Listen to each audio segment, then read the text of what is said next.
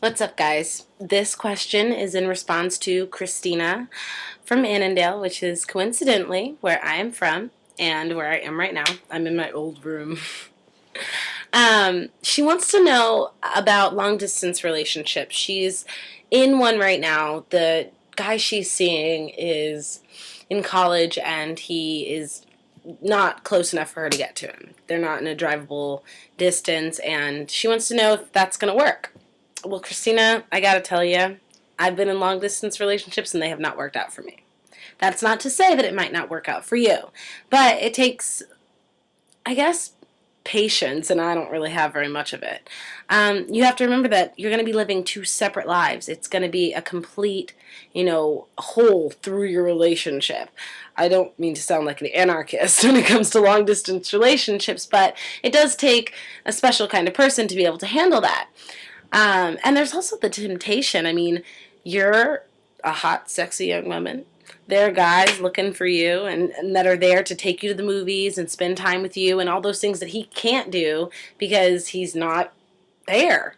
And on his hand, there are lots of girls who are there at his new school and I guess would want to be with him too. So there's that temptation. I mean, there's obstacles. That's all I'm trying to say.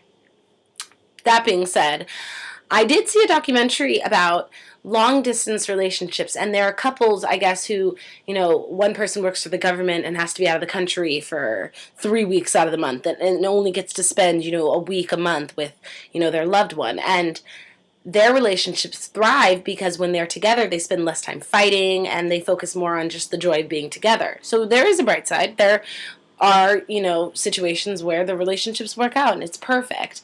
But it did say in the documentary that statistically it's better if the person has, if both people actually have spent time together, before the distance happened. So how long have you been with this guy before he went off to school? Has it been, 3 months? Has it been 3 weeks? Because that kind of stuff makes a difference. If you form a really good foundation, obviously it's going to be, better soil, plant the tree and soil. I don't know, whatever. I don't know what I was trying to say with that. But I know that I am trying to say that if you guys have been together and spent a lot of time together before he went away, then you do have a better chance of having a successful long distance relationship.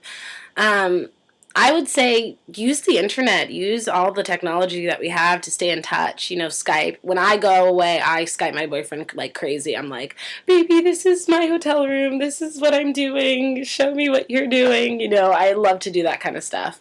And it helps me when I get lonely and when I get homesick. I talk to my mom like 5 million times a day on Skype just so I can see her face. So use the internet if you're going to try to make the relationship work. But just know that it is a lot tougher than, your friends' relationships where their boyfriends are, next door and they get to spend all the time in the world with them.